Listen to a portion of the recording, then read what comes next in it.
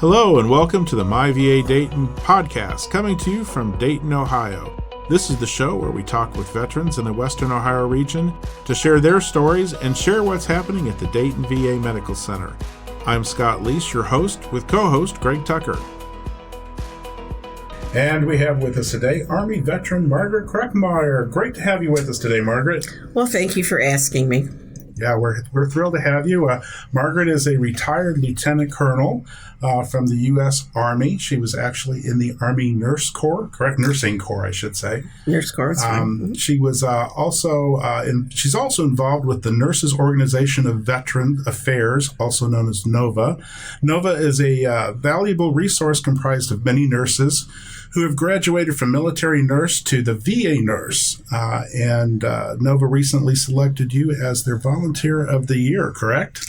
Correct. That's fantastic. And I also understand you've been inducted to the Ohio Veterans Hall of Fame.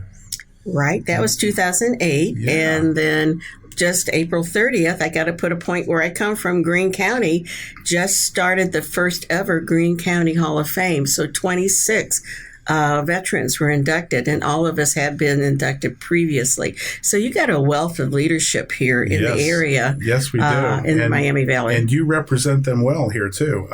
But before we get to know a little bit more about you, we're going to actually put you to the test. Okay.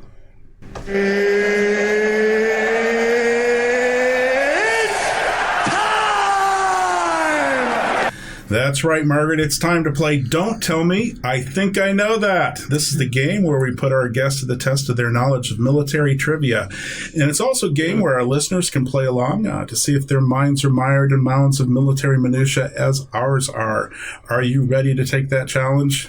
I guess so. Okay. Well, I have to admit something. You know, I was inducted into the Army as a captain, so I didn't really learn all of the ranks, like, say, normal non-commissioned officers and everybody else that earns their stripes before you really get there. Yeah. I just was thrown into basic.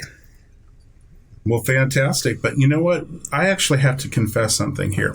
We actually have made your questions a little bit harder than the questions that we've thrown at the average visitor with us. But I think you're really up to the challenge because your questions, well, we normally pair them up with the service. And as you were saying, you don't possibly even know all the ranks that as you came in as captain. This is all nurse-centric. Okay. So and it's actually military nurse-centric. So here's your first question. Who is the British nurse who is often referred to as the mother of military and modern nursing? Would it be Florence Henderson, Florence Ziegfeld, Florence Kelly, or Florence Nightingale?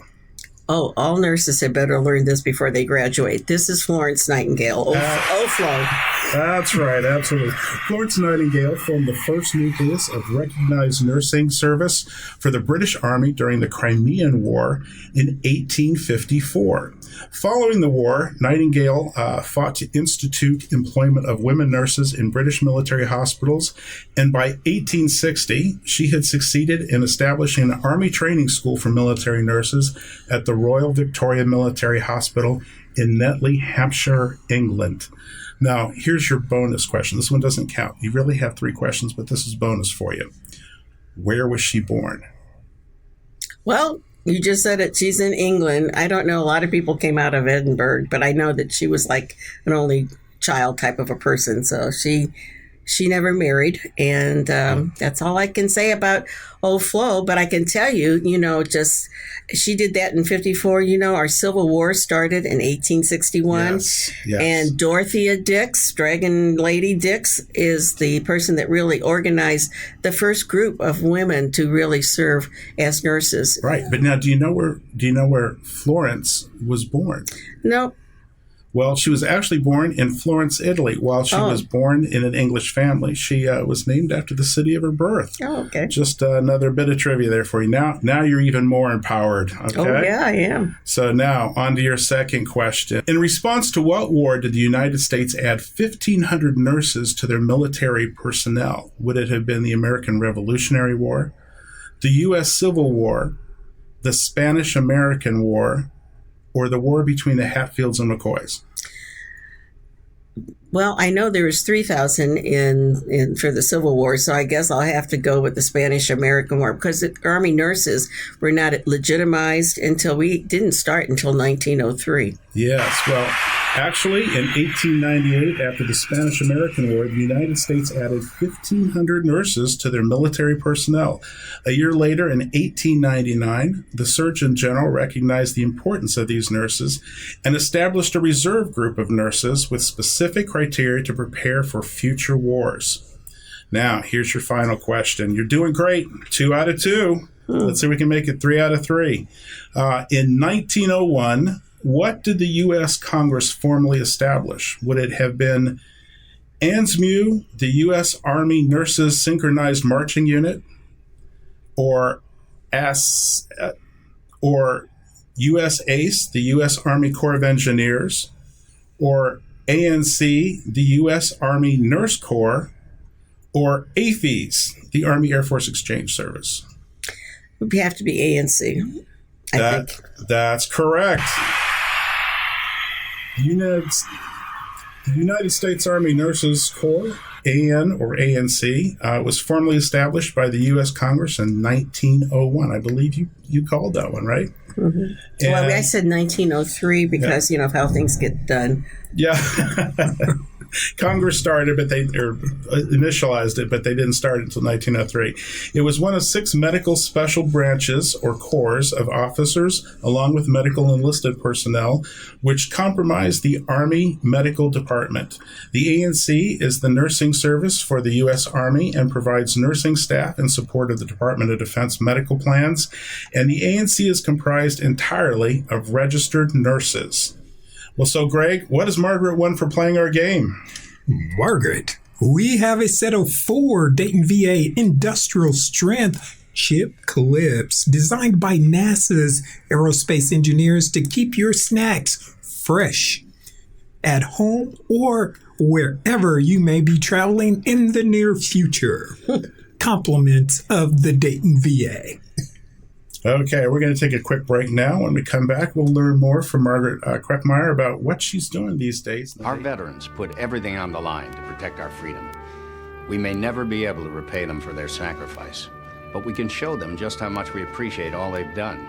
Every day, hundreds of people just like you volunteer to help our veterans. You can help by simply sharing your time, lending a warm smile, a supportive hand, or a sympathetic ear to someone who needs it. Everyone can do something to make our veterans know how much we appreciate their service. What will you do? And we're back with Army veteran Margaret Kruckemeyer. So, Margaret, tell us about the Nurses Organization of Veteran Affairs, or otherwise known as NOVA. What is your involvement with the organization? Well, actually, Dayton was one of the first chapters. But back in 1980, we were meeting challenges. Physicians said that they didn't have enough physicians working in the VA. And that was when we nurses found out how important it was to advocate not only for our veterans, in the legislative arena, but also for our own practice. So whatever we could do at the bedside for our veterans had to be legislated, not mandated. So that even meant staffing. So in 1980, we were not allowed to testify on the Hill. And in fact, our chief nurse for all of VA had to take her own personal vacation to come off just to listen in. And it was asked that day, to another profession, and we worked together as a team. But the question was asked and said, well, you have a shortage, but what about nurses? They represent over 1/3 of your workforce in the whole VA system. Are you going to be experiencing a shortage of nurses? And the answer was from the other profession, oh no, you'll always have, there's always enough nurses. So that's when we found out we didn't want someone else speaking up for us. And so that's how we got created. And I don't know if you ever heard of a lady named Vernice Ferguson, but she really was so well known internationally and everything. She was a great leader. And so she took the capability of having all of her chief nurses from all 171 hospitals at that time that we had, and said, okay, ladies and gentlemen, if you want some other persons to talk to you for you, then fine. If not, do something. That's how NOVA got born. And so am I going out there picketing and stuff? No, that's not my style. But the thing is, when you look at nurses and our profession, we're not seen as self-serving. Quite the opposite. We're just the opposite. And so we don't have money and people out there that knows about nurses, but we do have the passion for caring for others.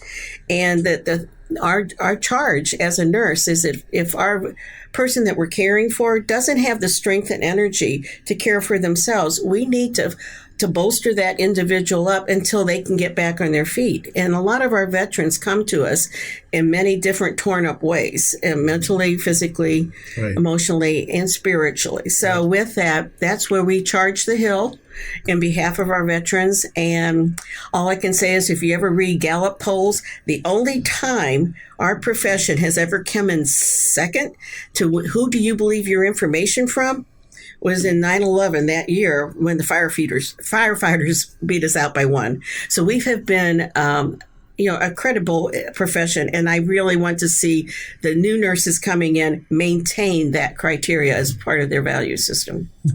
As mentioned prior to us going into the recording, you recently was honored with an award from NOVA. Oh, okay. That was for volunteer of the year. But prior to that, they're tired of me because I said, don't give me any more awards because what can I say? But the thing is, being recognized by your peers is always a good feeling. And it was a good warm fuzzy. And to say that when you're given that type of award or something, that just spurs you to want to do more. And you'd also mentioned that you are inducted in the Ohio Veterans Hall of Fame. Tell us about that experience. How did that come about? Well, I guess it's a fact that you volunteer for more than one organization. You're not just veteran-centric. And our veterans are out there really making a difference, I think, in the world. And one of the things for your Veterans Hall of Fame, it's what you do after your service that qualifies you for this particular award. So for me personally, I was very active with the American Cancer Society. At one time, Ohio had its own division. So, being a board of trustee, I started off as being the Nurse of Hope back in the 80s. Oh, my husband didn't like that one because I put about 25,000 miles on my car that year. But the other thing is the fact that you really stay engaged, and knowledge is power. And that's something that in my profession, if I can empower someone to take better care of themselves, to have them, have a better outcome, that's what I'm all about. And that's with cancer. And cancer, we know that at least 35% of cancers are lifestyle choices that are not made correctly. So if we can spread the word of how to take care of that particular diagnosis doesn't have to be pinned on you as much. So that's where I started. So I got credit for that. And then for NOVA at the national level, to do a lot of different things. I did a lot of stuff with working with legislative thing and going out and teaching and networking, and also helping to mentor our other nurses to get up to different levels, because that's what it's out. When you're a veteran, you want to have a nurse that knows how to do things and everything, but that nurse also needs the support of their colleagues. So I'm not a queen bee. I don't know if you've heard about nurses and the queen bee syndrome. I got here, lady, you got to figure out how to do it yourself. That's not the way it should be. It's not a professional thing. So NOVA changes all that. So well, it's obvious that you've had some great mentorship. Let's actually step back in time a little ways and talk about what inspired you to be a nurse, and why did you choose to go in the Army? Tell us about that. Well, you got to figure out when I was born, okay? For those who know, 1947 was a very good year. But when I was in high school, I didn't want to become a teacher. I was way too short to ever become an airline stewardess. And so nursing was about my career. But I also had a wonderful family system. And my father actually being in music and a choir director. He was, for his third job, he was directing the Missouri Baptist Nurses Choir. School choir. And so here I am at a very early age being passed around to all of these student nurses and everything. And that really impacted on me to become a nurse, is because, hey, I was indoctrinated early. And so why the Army?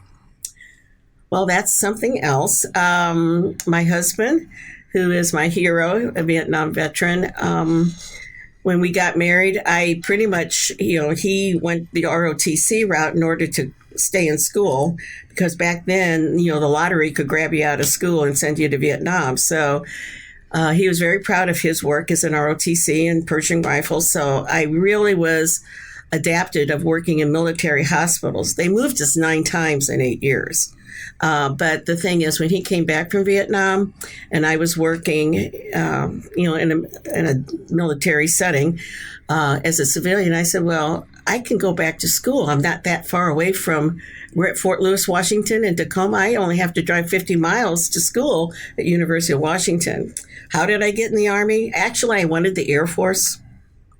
Because McCord was right next to Fort Lewis. Yeah. And back then, Army was really downsizing their test pilot maintenance officers. Anybody that flew, you got retrained to do something else, or you got rifted. So he was on the RIF list. So I said, fine, I want to go into the Air Force and get my nurse practitioner program completely paid for. I had already done a semester successfully, got my A's in that. And he was... he had a mechanical engineering degree with a minor in electrical. Plus, he had over 3,000 flight hours, could fly anything in the inventory except for a flying crane. They only had 2 in the Army for that one. But he was dual rated in many things. So bottom line, the Army wouldn't release him. They would rift him, but they wouldn't let him transfer to the Air Force, who wanted him. So I ended up wearing green, and they didn't rift him. So that's how. we did that. Probably a good thing, since he was in the Army, he didn't get rifted, that you weren't in the Air Force. And I'm wearing green today, so you can see that I'm a winter when you get your colors done. So I can wear Army colors very nicely. Yeah. I can wear greens, blacks, and since our listeners can't see you, they didn't see that you also came in with an Army jacket. So you are Army to the core, still wearing the colors proudly. Mm-hmm. You had mentioned the time that you went in and that it was different for women back then. Tell us what challenges you faced as a woman in the military. Were there, obstacles in your path, and how did you overcome them? And how did you attain the rank of lieutenant colonel? I'm sure that was not something that was common for women in that era. Well, with the various branches of service, for those who are listening, ladies, if you want to get promoted, join the Army, because there's more people in the Army than there are in the other branches. So therefore, you're thrown in a pool and everything, and so you can rise faster.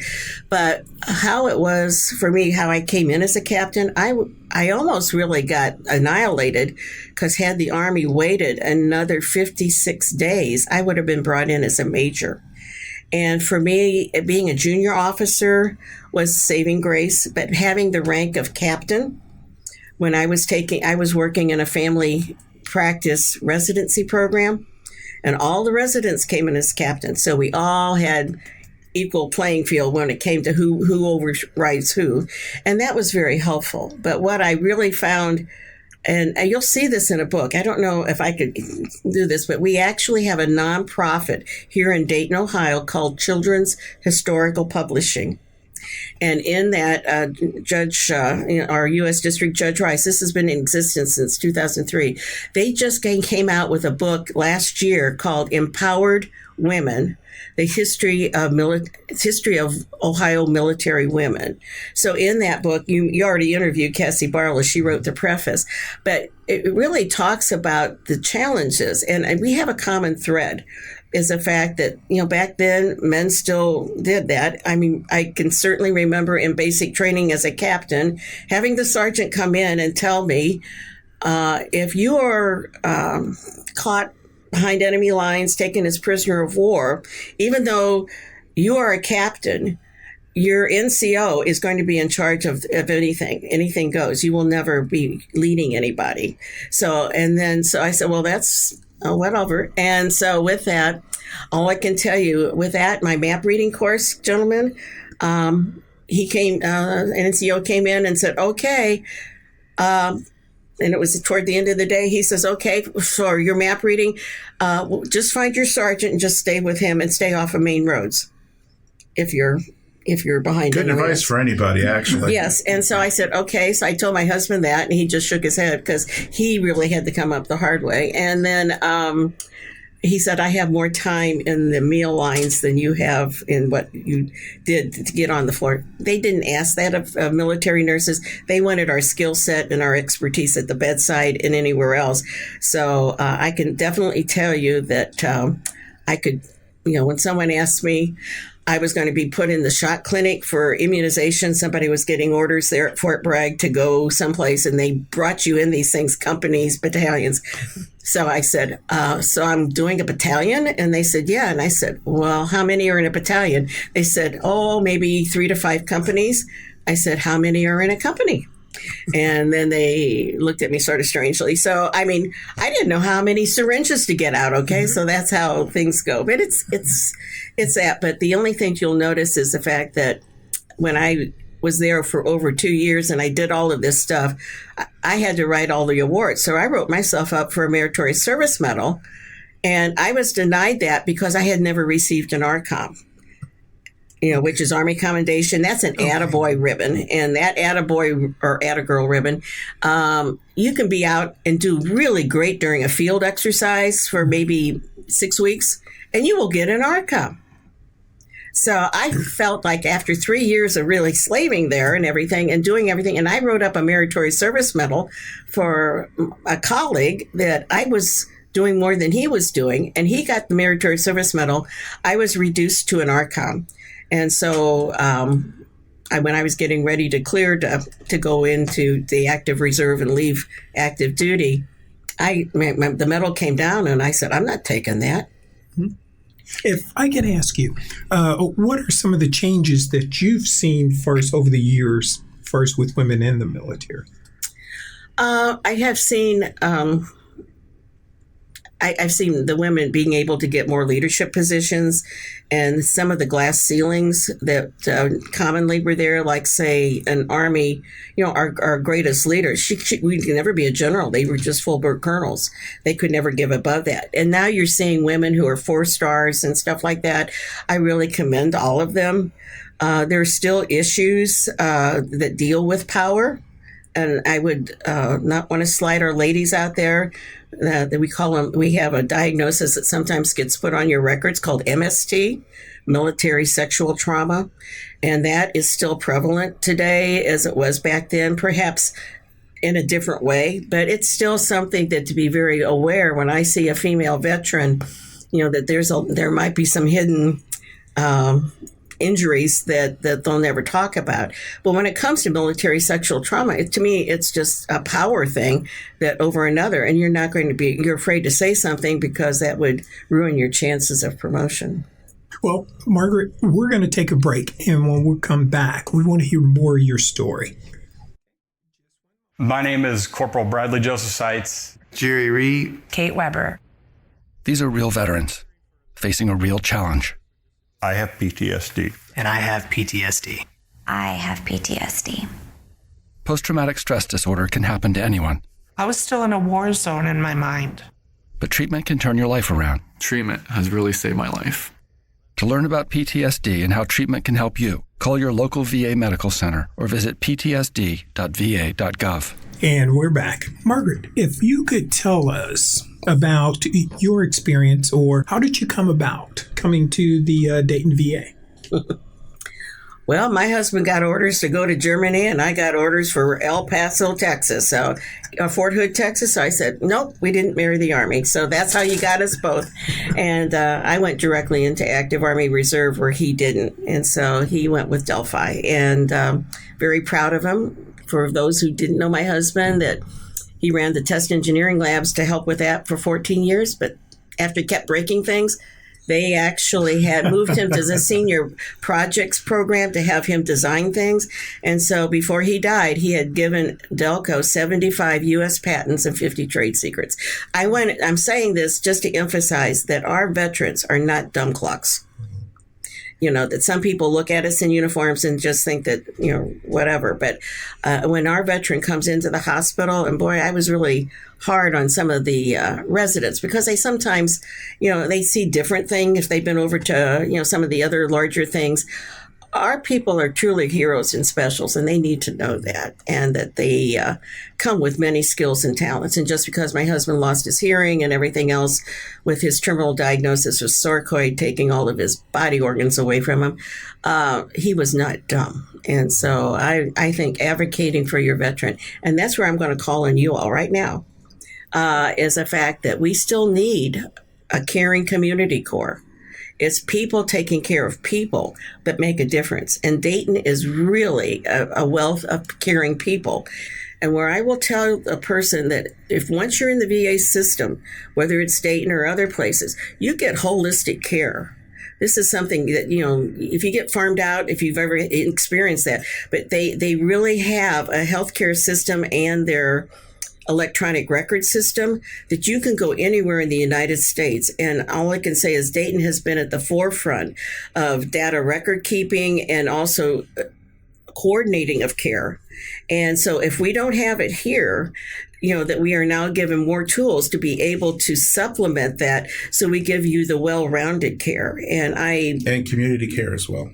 Exactly. And I said, but the thing is, the community has to keep coming back. And I still said, we still have ways to go. Nova's working on that, saying that the standards that we maintain in the VA for our health care should be also the VA standards expected, that the community care that we service out to, they have to make our rigorous standards. And when you look at the different satisfactions and ratings and stuff, the VA system as a whole really is up there in satisfaction.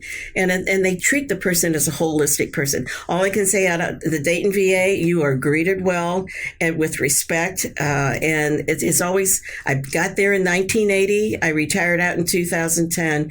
And I still think I have seen just improvements all along there. I was really good at typing skills, but everything's super computerized, and I don't do that as well. As you say, they take advantage of modern technology. Yes, and so they say, do you want to see your doctor, or do you want to do this by Zoom, or whatever, right. or whatever? And they can do it both ways. And for some people, especially out in Western states that are really separated, they are the leaders of that, and they have really been leaders. And we've mentioned this before in the program, but the pandemic, the COVID-19 global pandemic, really pushed that technology forward and really started getting people to utilize that. They were already doing face-to-face, we call it telehealth. Right. Yes. And so the VA was already excelling in telehealth, but then it just decided to, it really took off. It blossomed. So we run into a lot of objections when talking to veterans about receiving health care through the VA. Some of them are misconceptions that they feel they have to have a battle injury or have lost a limb or something of that nature to get benefits with the VA, or that they feel that they're taking away benefits from another veteran if they apply. What would your advice be to veterans who are on the fence or have questions about VA healthcare? What would you tell them to encourage them to seek healthcare through the VA? Well, when I look at, you've heard of different categories, and I went back to Nova, they're at the, congressional level. They sort of rate veterans, if you will. It's not the VA that does it. It's whatever the Congress is telling us, we're going to give you X amount of money for X, Y, and Z. And I think this is where a lot of the myth has come along. But I think every single veteran that I know should go out and inquire and register and have their name on the books. Let them decide later, but learn your benefits. And you actually have a wonderful person in the Montgomery County. We have Kim Frisco's group and everything. Montgomery County Service Office. But do you know your tax dollars pay for veterans service in every county? All 88 counties. And so some veteran services, or perhaps staff better or whatever, but learn your benefits because you earned them.